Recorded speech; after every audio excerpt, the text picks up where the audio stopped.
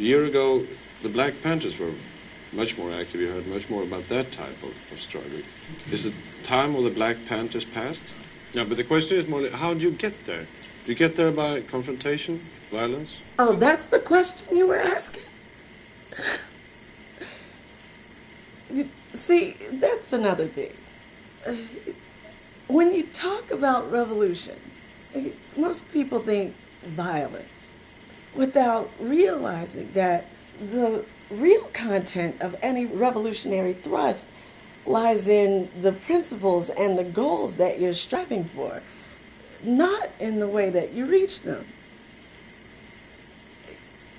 On the other hand, because of the way the society is organized, because of the violence that exists on the surface everywhere, you have to expect things like that as reactions.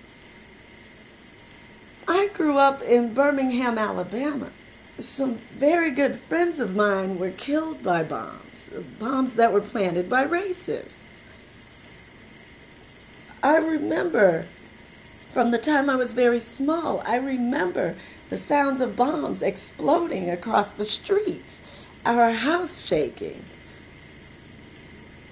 I remember my father having to have guns at his disposal at all times, because at any moment we might expect to be attacked.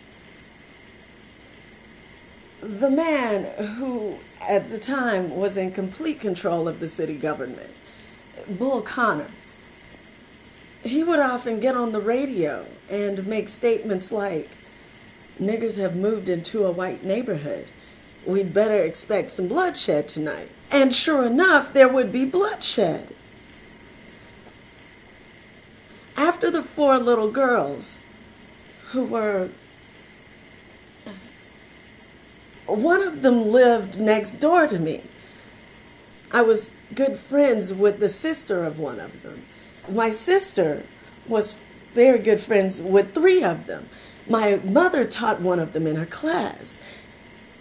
In fact, on the day that the bombing occurred, the mother of one of the young girls called my mother and said, "Can you take me down to the church? I have to pick up Carol.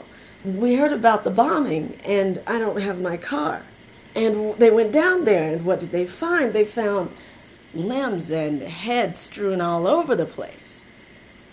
Then after that, the men in my neighborhood, they organized themselves into armed patrols. They had to use their guns and patrol our community because they did not want that to happen again.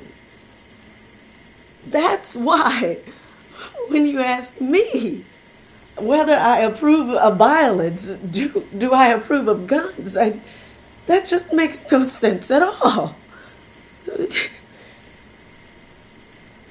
What it says to me is the person asking the question has no idea what Black people have experienced in this country.